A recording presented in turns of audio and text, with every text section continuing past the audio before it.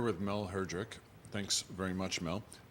You're an independent consultant, and I gather you're going to be giving a presentation today. The lead-off presentation. On the Virgin de Carmen?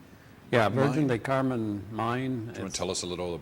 Yeah, it's located in Sonora near Divisaderos and Moctezuma area, which is northeast of Hermosillo, about 160 kilometers out. And it's not super mountainous, but it's mountains of the foothills before going into the Sierra Madres. Mineralization is found in a number of areas there, some old mines around, and the mine itself that we've been developing has had several stages, but the most recent phase was to build a heap leach facility with recovery of through the use of zinc, the precious metals, which are dominated by silver, some gold with it too, but principally silver. I think you've had some issues possibly with security at the mine. No, we haven't, but I raised the issue of security as a question because in the news we've seen several episodes of security problems where actually thefts have occurred at mines, and it usually involves some assault type activity that's threatened people, and myself and a number of other geologists were out exploring in the mountains or the plains of the foothills of the Sierra Madre areas, which is where most of this takes place. And it seems to lack all the security that is necessary to keep people traveling and working in that area safe and feeling comfortable and worrying more about rocks and taking samples than looking behind, to see if somebody is coming toward you. Yeah, so it's an issue that, is always on your mind when you're out in these areas, especially if you've heard some recent activity where some pickup might have been stolen, and I have myself looked at gun barrels pointed at me too. So, I've left safely, but it creates some pretty harrowing moments while you're in that situation.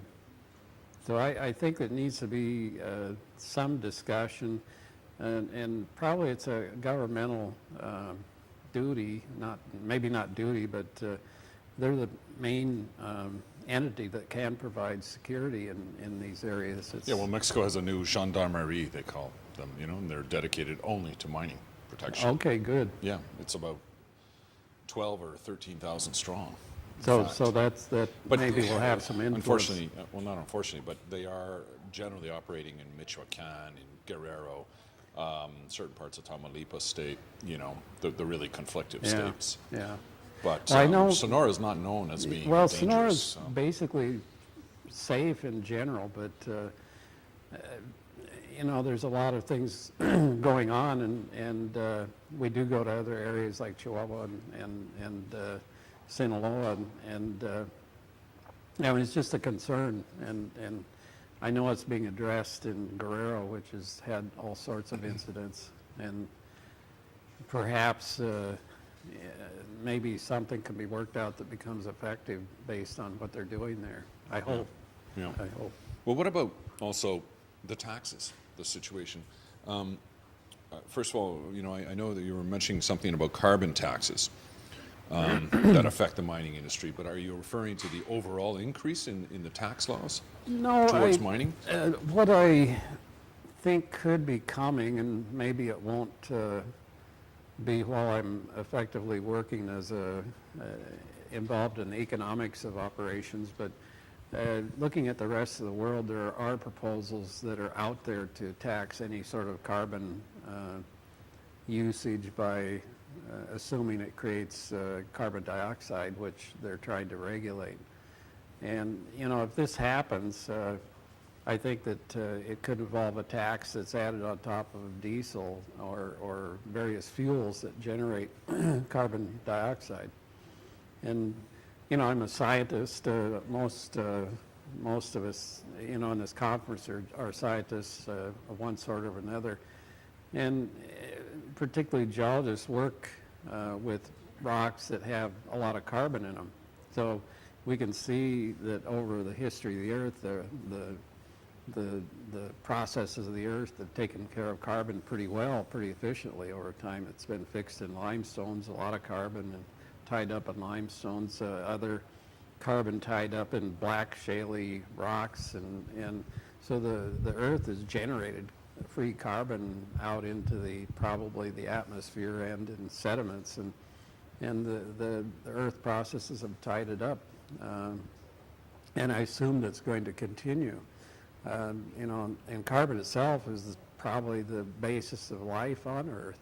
Everything is a carbon-based system, just about, and carbon makes up all the plants and trees that we depend on for eating and food and et cetera. So it's not a toxic material. It's a really life-related substance. Just finally, I mean, what are your thoughts on, how can we keep the next generation of miners, youth that are studying mining, geology, engineering, et cetera, how can we keep them interested and, finding the industry an attractive industry to go?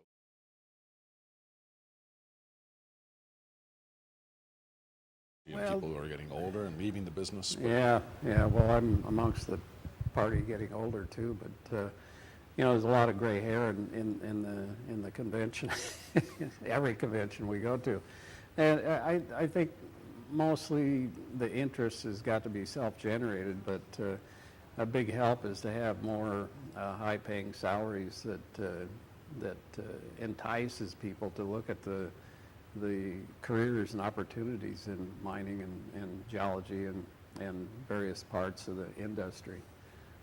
So I think that's going to be the challenge of a lot of us in this present time of carrying forward over the next 5 or 10 years.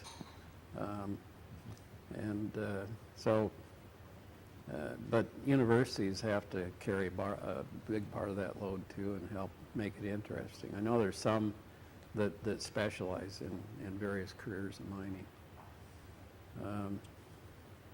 I was going to mention something else too. I think that it is important to, particularly Mexico, is that a lot of these mines that do go to development, they plan, I know this from experience, the basic plan is to set up a mine life of about 8 years for the most rapid exploitation possible for economic reasons. I was thinking that a country like Mexico or any country should try to make a more extended mine life, because 8 years is a pretty short time. A mine gets started in 2 But 3 8 years is an average, you mean? Generally. Because I thought most were like 15 to 30, some Well, it 40, depends. If some there's a 100 years. big deposit like Peñasquito, it'll probably go 20 or 30 years. It's just that they could never mine it that fast anyway. But I'm thinking of others, like I was associated with La Colorada and one in southern Baja, California. It was done with various preliminary economic studies that usually were set for an 8-year mine life. And I think for the communities involved, it's better to have 12 or 15 or even 20 years to get more of a adjustment to the process, get more involvement by companies. And I don't know if there's a way to incentivize through government means, like maybe dropping tax rates if there's a mine life greater than 12 years rather than 8 or 10 years. And possibly that could be done. It would help the community. And I know the government here has put a recent tax on mining, but maybe they could drop it to a lower rate if the mine life was greater than... Or redirect the tax to go to the communities, because it would also settle something of that their nature. issues too.